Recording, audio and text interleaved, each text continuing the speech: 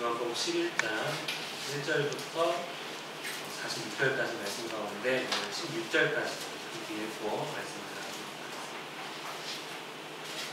요한복음 11장 1절에서 16절 말씀을 읽겠습니다.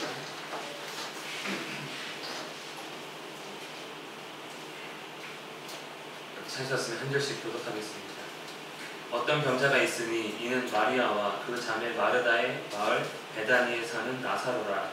이 마리아는 형제를 주께 묻고 별로 주의 발을 닦던 자요 병든 나사로는 그의 오라버니더라. 이에 그 누이들이 예수께 사람을 보내어 이르되 주여 보시옵소서 사랑하는 자가 병들었나이다 하니 예수께서 부르시고 이르시되 이 병은 죽음을 위하여 아니라 하나님의 영광을 위함이요 하나님의 아들이 이로 말미암아 영광을 받게 하려 함이라 하시니라. 예수께서 본래 마르다와 그 동생과 나사로를 사랑하시더니 나사로가 병들어 나음을 부르시고 그 계시던 곳에 이틀을 거하시고 그 후에 제자들에게 이르시되 이대로 다시 가자 하시니 제자들이 말하되 라비여 방금도 유대인들이 돌로 치려하였는데 또 우리로 가시려 하나이까. 예수께서 대답하시되 낮이 12시간이 아니냐 사람이 낮에 다니면 이 세상의 빛을 봄으로 실족하지 아니하고 밤에 다니면 빛이 그 사람 안에 없는으로 실족하느니라. 이 말씀을 하신 후에 또 이르시되 우리 친구 나사로가 잠들었도다 그러나 내가 깨우러 가노라. 제자들이 이르되 주여 잠들었으면 낫겠나이다 하더라. 예수는 그의 죽음을 가리켜 말씀하신 것이나 그들은 잠들어 쉬는 것을 가리켜 말씀하신 줄 생각하는지라.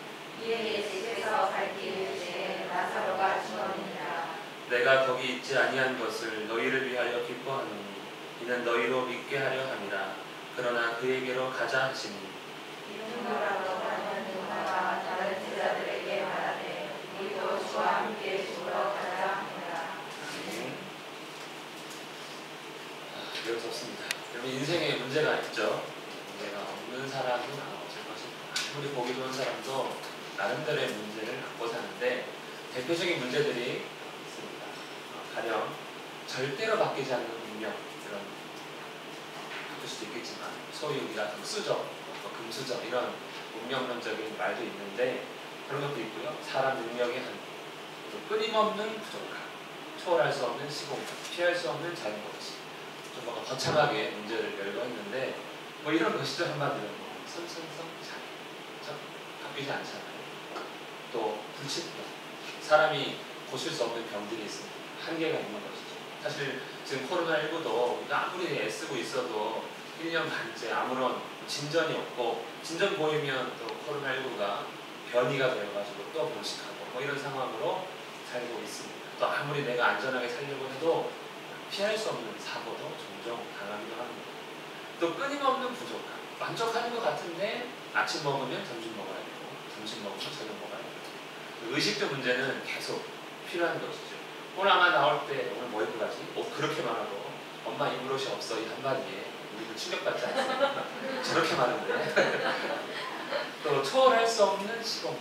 우리는 지금 여기에는 있을 수 있어도 동시에 다른 곳에 다른 시간대에 있을 수가 없는 것이죠. 타임리스란 말도 있지만 그건 우리의 상상이지 우리는 시공간을 초월할 수 없습니다. 또 피할 수 없는 자연법칙. 태풍이 올라오면 그냥 받아들여야 되고 질병에 걸리면 낫기를 그냥 기도해야 하는 것이 인생의 문제입니다. 여기에 더불어 뭐가 또 있습니까? 결국 피할 수 없는 죽음. 운명적으로도 괜찮고 이런 능력의 한계를 겪을 만한 일을 당하지 않고 풍족하게 산 것 같아도 결국 모든 거의 결말은 죽음을 피할 수 없는 것이 인생의 큰 문제입니다. 아마 우리도 그렇게 되겠죠. 살다가 여러 가지 한계 가운데 죽음을 맞이하게 될 겁니다.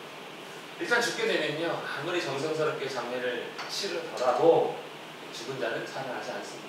아무리 꽃으로 관을 화관으로 만들어줘도 그냥 죽은 자는 죽은 자이죠. 기독교식 장례를 치러도 벌떡 일어나시지 않더라고요. 이것이 어쨌든 우리가 맞아야 하는 인생의 문제 가운데 마지막에 죽음입니다. 여러분 죽음이란 무엇입니까? 생각해본 적 있으세요? 우리 사춘기를 보낸 자녀들 자녀들은 생각합니까? 옛날에는 사춘기 그러면 인생은 무엇인가 뭐 이런 고민을 했다고 해요. 예. 요즘에는 뭘 고민하는지 모르겠지만 인생의 문제 가운데 이 죽음의 문제가 사실 우리를 이렇게 살게 만드는 것이죠. 좀 더 늦게 죽기 위해서, 좀 더 멋있게 죽기 위해서, 그렇죠? 우리는 열심히 일해서 돈 벌어서 병원 생활도 해야 되고 하니 이 죽음은 어떻게 보면 우리가 궁극적으로 어쨌든 만나야 되는 문제입니다. 육신의 활동이 정지되는 걸 죽음이라고 하죠. 모든 사람이 당하는 일입니다. 죽으면 완전히 단절됩니다. 산 사람과 죽은 사람은 연결될 수가 없는 것이고 우리 흔히 이것을 우리는 종말이라고 말합니다. 또 인생의 가장 큰 슬픔이 죽음입니다. 평상시에 울지 않던 사람이 누군가의 죽음 앞에서는 언제 수도꼭지를 틀어놓듯이 막 펑펑 우는 그런 사람도 있고 또 일부러라도 곡한다고 하잖아요. 아이고 아이고 일부러라도 곡하는 그런 문화도 있습니다. 또 결국 우리 인생의 문제의 결말이 죽음이기도 하고 특별히 성경에서는 죄로 인한 대가이다 죽음을 이렇게 설명도 합니다. 어쨌든 다 당하게 되겠지.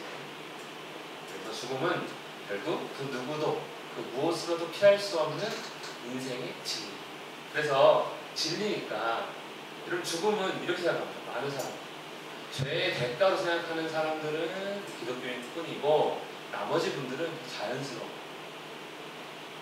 자연스럽게 받아들입니다. 이렇게 이제 점점 죽음을 마치 초월한 듯한 생각을 하게 하는데 그럼 죄의 문제라는 것이죠. 어쨌든 인생의 진리는 죽음입니다. 오늘은 이제 병든 나사로 이야기를 시작합니다. 어떤 병자가 있는데 그의 이름은 나사로입니다. 사는 곳은 예루살렘 근처의 베단이에요. 5리쯤 떨어졌다 했으니까 약 걸어서 한 30-40분 정도 가면 도착하는 마을입니다. 나사로는 유명한 사람은 아니고 마리아가 유명한 사람이래요. 우리 마리아 다 알고 계시죠? 예, 예수님의 어머니도 마리아지만 예수님께 향유옥합을 깨서 부어서 자기 머리카락으로 닦은 여인 마리아입니다. 요한복음에 보면 13장에 그 얘기가 나와요. 그런데 미리 땡겨서 얘기하는 걸 보면 요한복음을 읽고 있는 독자들은 마리아를 잘 알고 있는 거예요. 그래서 나사로를 어떻게 소개한 겁니까? 그 마리아의 오빠야. 그래서 마리아의 오빠라고 부르는 나사로가 지금 병이 되었습니다. 특징은 뭐냐면 예수께서 사랑하는 남매들이라고 말씀합니다. 그렇죠? 5절에 보면 예수께서 본래 마르다와 그 동생과 나사로를 사랑하시더라. 그러면 예수께서 사랑하는 남매니까 다른 말을 표현하면 뭘까요? 우리 10장에 나는 선한 목자다 하셨는데 그 선한 목자의 개념을 표현한다면 이들은 누구입니까? 예수님의 양이죠. 사랑하는 자들이니까 예수님의 양입니다. 그 예수님의 양이 이제 아픈 것이죠. 그럼 목자는 어떻게 해야 합니까? 당연히 가서 양을 돌봐줘야 될 것입니다. 나사로가 병들자 마리아와 마르다가 예수님께 사랑을 보내 알립니다. 주여 보시옵소서 사랑하는 자가 지금 많이 아파요. 지금 이제 병들은 나이도 않지만 나중에 보면 나사로가 금방 죽거든요. 아마 급성으로 뭔가 중한 병이 온 것 같습니다. 그래서 급하게 예수님께 이제 알린 것이죠. 즉 아픕니다가 아니라 속뜻은 뭐예요? 빨리 오셔서 좀 고쳐주세요. 지금 예수님이 저 요단강가에 있는 걸 알고 있기 때문에 빨리 오면은 2-3일이라는 거 이틀 안에도 올 수 있는 그런 거리에 있기 때문에 아니면 하루끼리만 와도 빨리 오면 하루끼리만 올 수 있기 때문에 빨리 와달라는 뜻으로 보냈습니다. 4절 말씀을 함께 한번 더 읽겠습니다. 시작. 예수께서 들으시고 이르시되 하나님의 영광을 위하여 하나님의 아들이 여러분 병에 걸리면 이렇게 생각하십니까? 이 병 하나님의 영광을 위한 병이야. 그렇게 생각하시면 안 됩니다. 예, 아픈데 영광이고 뭐고 아프면 아픈 거죠.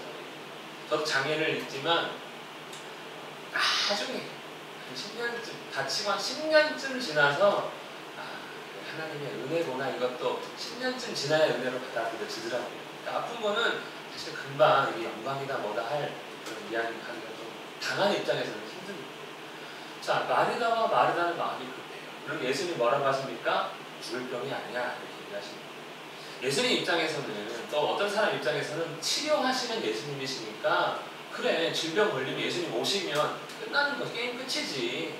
말만 하시면 낫는데 뭐 거리에 상관없이 어떤 병에 오래된 병이든 상관없이 날 때부터 그 병이 있든지 상관없이 그냥 말 한마디면 고치시는 분이니 그래 이 병 죽을 병 아닌 것 같다 라고 이해할 수 있는데 예수님 이렇게 표현합니다. 이 병은 죽을 병이 아니라 하나님의 영광을 나타내기 위한 병이다 이렇게 말씀합니다.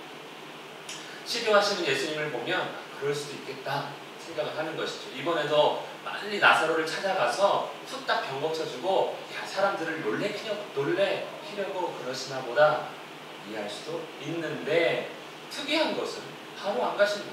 그곳에 이틀을 더 요구하십니다. 이틀을 더 머물게 합니다.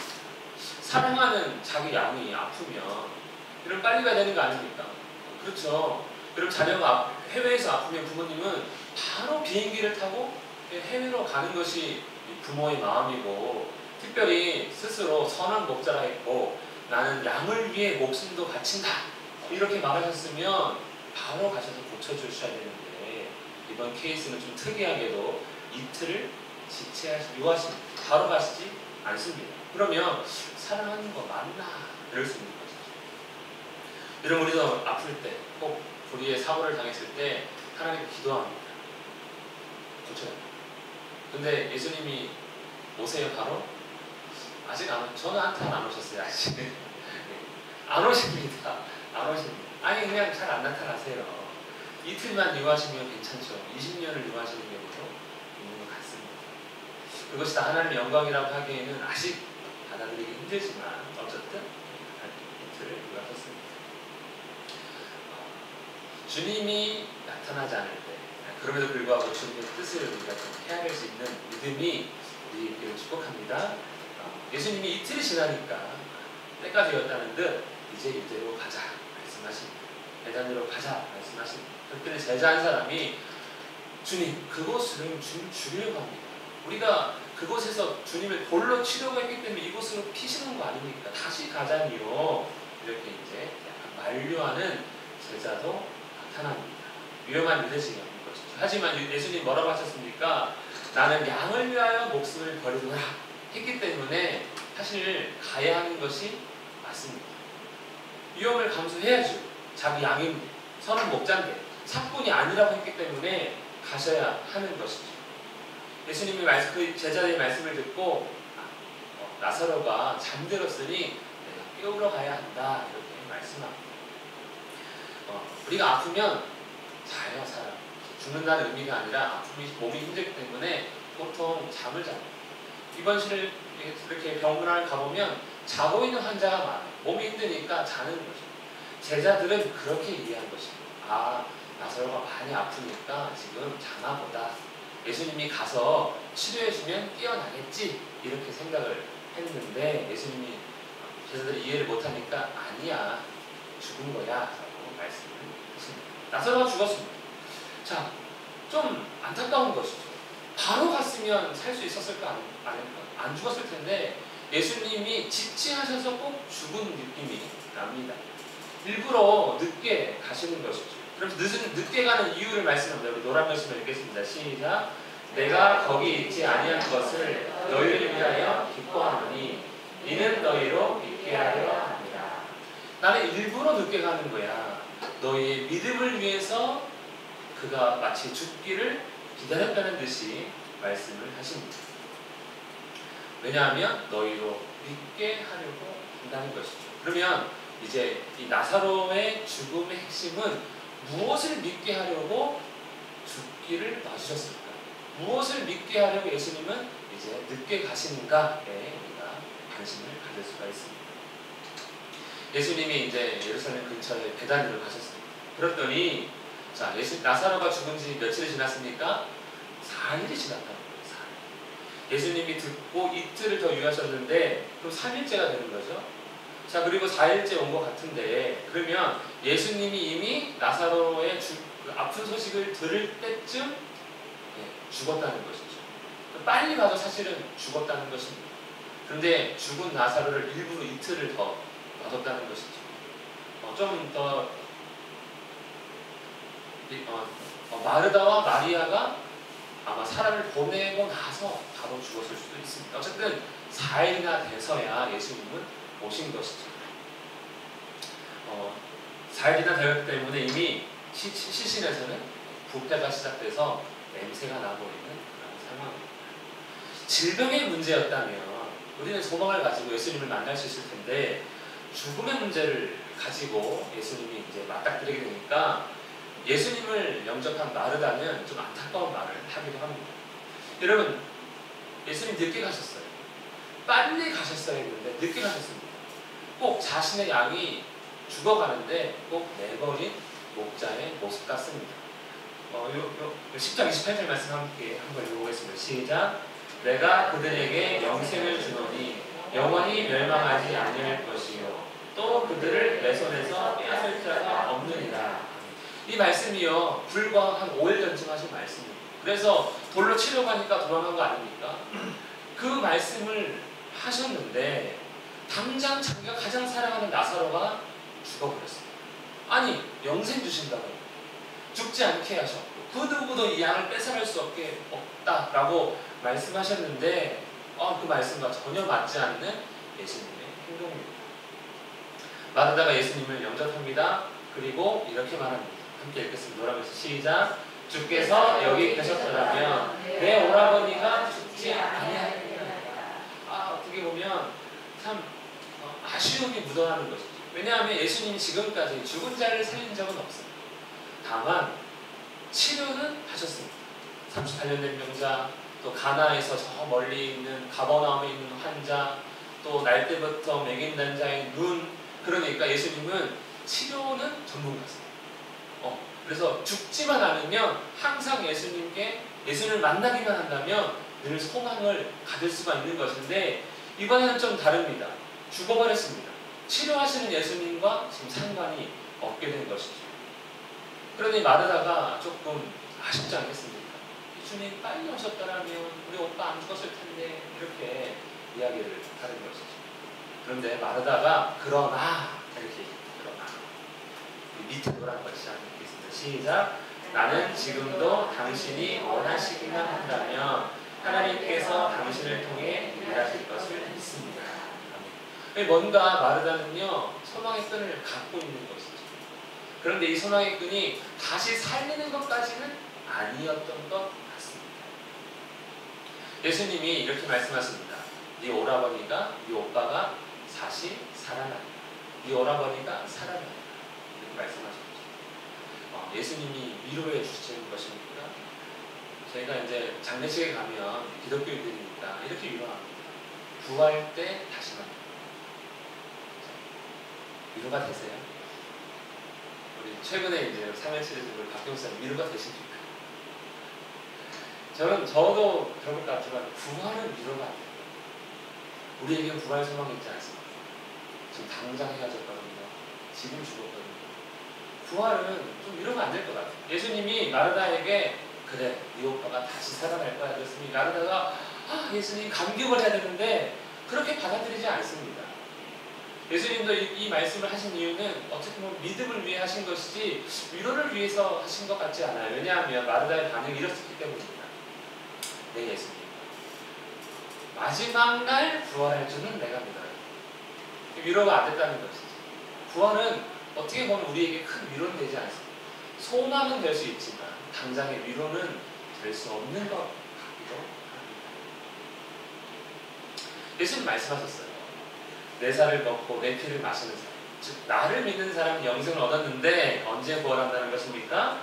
마지막 날 이렇게 가르치신 적이 있거든요. 그러니 마르다도 마지막 날에 부활할 것을 압니다. 이렇게 얘기하는 것이죠. 예수님은 이 마르다의 믿음에 뭔가 더해주고 싶은 것 같습니다. 그래서 이렇게 얘기하십니다. 우리 함께 읽겠습니다. 시작. 나는 부활이요 생명이니 나를 믿는 자는 죽어도 살겠고 무릇 살아서 믿는 자는 영원히 죽지 아니하리니. 예수님은요 마르다의 믿음이 치료하시는 예수님까지만 믿고 있고 건너뛰어서 마지막 날 부활의 믿음을 믿고 있는데 그 중간이 없는 것 같은 거예요. 그래서 그 중간을 설명해 줍니다. 나는 부활이요 생명이다. 그래서 나를 믿는 자는 죽어도 살 거야. 내가 원하기만 한다. 이렇게 그 믿음의 빈 공간을 채워주시려는 예수님의 말씀입니다. 우리도 그런 믿음의 빈 공간이 있는 것 같아요. 예수님 믿지만 나는 죽어. 그리고 나중에 주님 다시 올 때 살아날 거야. 라는 어떻게 보면 믿음이 이렇게 띄엄띄엄 하나씩 있는 그런 믿음일 수도 있습니다. 근데 예수님은 그 믿음까지 우리를, 그 믿음의 빈 공간들을 채워주시고 싶으신 것이죠. 나는 부활이요 생명이다라고 말씀하자 마르다가 고백합니다. 주는 그리스도시요 하나님의 아들입니다. 저 그렇게 믿습니다. 그러니 당신이 그렇게 할 수 있는 것이지요 라고 하며 치료하시는 예수님인 생명의 예수님을 저도 알고 있습니다. 이렇게 고백하지만 실상은 약간은 조금 부족하다고 볼 수가 있습니다. 마르다에게 자신이 부활이요 생명을 나타나신 예수님은 마리아를 불러오라고 얘기합니다. 그랬더니 마리아가 와서 마르다랑 똑같은 말을 합니다. 주님이 여기 계셨더라면 내 오빠 안 죽었을 텐데요. 그러니 이제 마르다의 믿음, 마리아의 믿음 사실 지금 비슷한 상태인 것이지. 우리는 마리아의 믿음이 더 좋다고들 들어봤는데 이 말씀을 보니까 둘이 좀 비슷비슷하네, 자매네 이렇게 생각할 수 있습니다. 어쨌든 마리아의 믿음이나 마르다의 믿음은 좀 비슷한 그런 수준입니다. 마리아도 치료하시는 예수님 정도로 지금까지 이해하고 있는 것이죠. 그런 사람들, 그러니까 나사로의 죽음을 통해 울고 있는 두 자매, 그리고 많은 사람들이 울고 있는 그 모습을 보고 예수님이 비통히 여기시며 자신도 우십니다. 어떻게 보면 이것이 죽음에 대한 모든 사람들의 태도죠. 비통한 마음. 끝이구나. 이제는 끝났어. 라고 하는 비통한 마음. 또 예수님 마음을 정확하게 이렇게 말할 수는 없고 또 한편으로는 자신을 온전히 믿지 못하는 나의 양들에 대한 아쉬운 마음을 이렇게 표현하신 것일 수도 있고, 아무튼 예수님이 나사로의 죽음을 통해 눈물 흘리시는 건 우리로서도 어떻게 보면 위로가 됩니다. 죽음은 정말 슬픈 거야. 내가 기독교인이라고 장례식에서 눈물을 꼭 참을 필요는 없어. 그건 믿음 없는 그런 모습이 아니라는 거죠. 주님도 우십니다. 그만큼 죽음은 큰 일이고 안타까운 일이고 또 죽은 자를 살릴 수 있는 그런 능력이 있다 할지라도 비통할 만한 일이 바로 죽음이니 우리는 죽음 앞에서 눈물을 흘려도 될 것 같습니다. 예수님은 계속해서 비통한 마음 가운데 이렇게 말씀하십니다. 돌을 옮겨 놓아라. 뭔가 반전이 시작된 것이죠. 예수님께서 돌을 옮기라고 합니다. 부패하고 있는 그 시신을 보고자 하신 것입니다. 하지만 나중에 보시면 알겠지만 그런 의도는 아니었습니다. 돌을 옮기라 하니까 사람들이 말립니다. 죽은 지 4일째 이미 냄새가 납니다. 부패하고 있어요. 예수님 그러지 마세요. 만류를 하는 것입니다. 우리 40절 41절 말씀을 함께 읽겠습니다. 시작.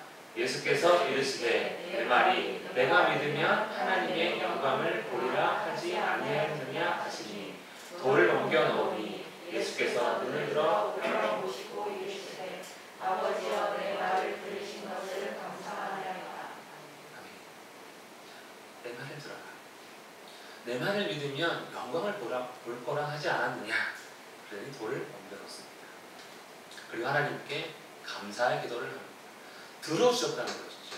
예수님은 이곳에 오면서 나사로의 죽음 가운데 하나님께 기도했던 것 같습니다. 그리고 나사로를 살려달라고 기도한 것이죠. 그러니 감사합니다. 이렇게 이야기합니다. 왜 이렇게 말씀하십니까? 예수 자신에 대한 믿음을 더 갖도록 하기 위한 예수님의 기도인 것이죠. 예수님은 나사로의 죽음을 통해서도 자기만 바라볼 것을, 우리 지난주에서도 예수님 모든 가르침은 다 자기 중심이었다고 말씀드렸는데 이번에도 나를 더 믿게 하려고 예수님은 이렇게 행하고 있는 것입니다. 아버지께서 나를 보내신 것을 그들로 믿게 하려 합니다. 내가 너희로 하여금 믿게 하려고 이틀을 늦게 간 거다. 무엇을 믿게 하려는 것입니까? 아버지께서 나를 보내셨다는 것을 믿게 하기 위해서요. 지금까지 유대인들에 대한 논쟁은 무엇입니까? 기적 베풀고 또 놀라운 일도 행하고 놀라운 가르침을 하고 하는데 안식일을 어기고 하는 거 보니까 얘는 하나님으로부터 온 사람은 아니야. 능력은 있지만 놀랍지만 하나님은 절대 이 사람을 보내줬을 리가 없어. 이렇게 사람들은 생각하고 있었거든요. 제자들도 어쩌면 흔들렸을지 모릅니다. 그런데 그 제자들의 마음을 아시는 주님은 자신을 믿게 하려고 하나님으로부터 오셨음을 알게 하려고 늦게 간 것입니다. 일부러 부패가 시작된 나사로를 기다린 것이죠. 만약에 듣자마자 바로 갔습니다. 그때 나사로의 숨이 꼴깍꼴깍 넘어가고 있을 때 아는 건 죽은 지 얼마 안 됐을 살리면 치료의 개념으로 받아들일까봐 아예 죽고 시신이 썩을 때까지, 썩어 들어갈 때까지 일부러 기다리심으로써 죽은 그 자를 살리는 그 일을 통해 받지. 하나님으로부터 그리스도야 라는 것을 보여주십니다. 믿음을 더해주시는 것이죠. 완전한 믿음. 자기의 양들이 자기를 온전히 믿을 수 있도록 도와주시는 예수님이십니다. 우리 함께 읽겠습니다. 노란 글씨 시작. 나사로야 나오라. 죽은 자가 수족을 배로 동인 채로 나오는데 그 얼굴은 수건에 쌓여 있다. 네. 나사로가 쌓여놨습니다. 뭐 이렇게 나왔겠죠? 네. 귀엽죠 갑자기. 네. 저렇게 되면 꼭 죽었다 금방 생각할 것 같아요. 네. 대단한 것이죠. 살이 썩고 내장이 썩고 피가 다 쏟아졌던 그 몸이 다시 회복돼서 살아난 것입니다. 그냥 썩은 몸이 돌아다니는 것이 아니라 온전히 회복된 것이죠. 즉 예수님이 생명의 그리스도, 하나님께서 보내신 생명의 그리스도이심을 완전히 나타내시는 그러한 순간입니다. 누구를 위해서입니까?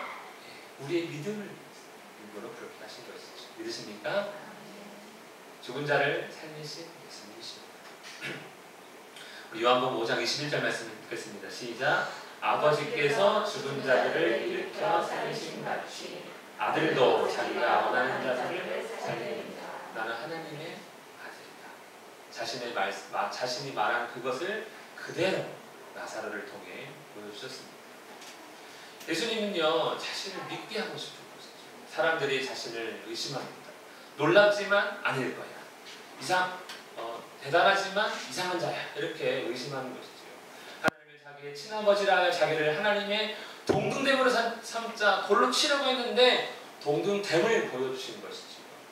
살아계신 하나님께서 나를 보내셨음을 증명하고 계신 예수님이십니다. 그냥 증명하신 것입니까? 영생, 생명을 주심으로, 죽은 자를 살리심으로 생명의 그리스도이심을 나타내십니다. 그래서 많은 사람들이 믿는 사람들이 있습니다. 그 일을 믿으라. 내 말이 좀 어려워도 내가 행한 일을 믿으라. 그리고 내 음성을 들으면 내 양이다. 하는 예수님의 양들이 좀 나타난 것 같습니다. 반대로 어떤 사람들이 있습니까? 바리새인들에게 신고한 사람도 있습니다. 예수님의 이야기를 똑같이 들어도 우리 안에 예수님의 음성을 듣는 사람이 있고 듣고 신고하는 사람도 있겠죠. 이 믿음은 참 놀라운 것 같습니다. 신비로운 것 같아요. 예수님은 부활이요 생명이십니다. 그러니 예수님을 우리가 믿는다면 정말 놀라운 예수님의 그 은혜에 참여하는 것입니다. 여러분 절대로 바뀌지 않는 운명이 있었습니다. 날 때부터 맹인들이. 저는 어쩌면 인생을 포기했을 수도 있습니다. 또 사람의 능력에 한계가 있는 것이죠. 38년 된 거죠. 무슨 짓을 해도 고치지 못한 병이었습니다. 끊임없는 부족. 가나온 잔치에 포도주가 떨어졌습니다. 배고픈 5,000명이 있었습니다. 초월할 수 없는 시공간. 가버나움에 있는 환자. 어떻게 할 수? 다른 곳에 명의가 있으면 뭐합니까? 그곳에 오지 못하면 끝 아닙니까? 또 피할 수 없는 자연법칙. 거친 바다와 강한 바람이 있습니다. 불어오면 우리는 그냥 맞아야 하는 것이죠. 하지만 어떻습니까? 이 모든 것을 다 예수님이 고쳤습니다. 여러분 우리 인생에 만나는 시험들은 다 이런 것 아닙니까? 우리가 돈을 버는 이유는 여기서 뭔가 조금 그래도 버텨보기 위한, 내가 공부하는 이유는 여기서 뭔가 그래도 피해보고자 하는 그러한 노력이었지만 이거는 어떻게 해결할까요? 죽음의 문제. 다 죽으니까 나도 죽으면 괜찮아요? 죽음은 자연스러운 일이잖아요. 아니거든요. 죄에 대한 대가거든요. 죽은 자 이후에 무엇이 있습니까? 심판이에요. 그 이후에는 제2의 사망, 둘째 사망이 있어서 영원한 불목에 들어가 고통당하는데 단지 이 피할 수 없는 죽음을 우리는 자연스럽게 맞아들어야 하는 것입니까? 맞아들어야 하는 것이 그것이 자연스러운 일이냐 하는 것이죠. 하지만 예수님은 이 죽음의 문제까지도 해결하신 분이십니다. 그러니 우리는 예수님 믿어야 하는 것이죠. 모든 인생의 문제와 이 죽음의 문제까지도 해결하신 예수님이 믿을 수밖에, 믿어야 하는 것이 하나님의 마음이요, 주님의 안타까움이요, 우리의 선택이 되어야 하는 것입니다. 우리 주님을 알아가며 주님은 절대 포기할 수 없는 분이죠. 내가 다른 것들은 조금 못하거나 조금 힘들게 살더라도 이 예수님만큼은 꼭 붙들어야 하는 분이구나 라는 것을 기억하며 주님을 믿는 믿음이 더하는 우리 모두가 되기를 축복합니다. 지금 말씀을 기억하면서 함께 기도하겠습니다.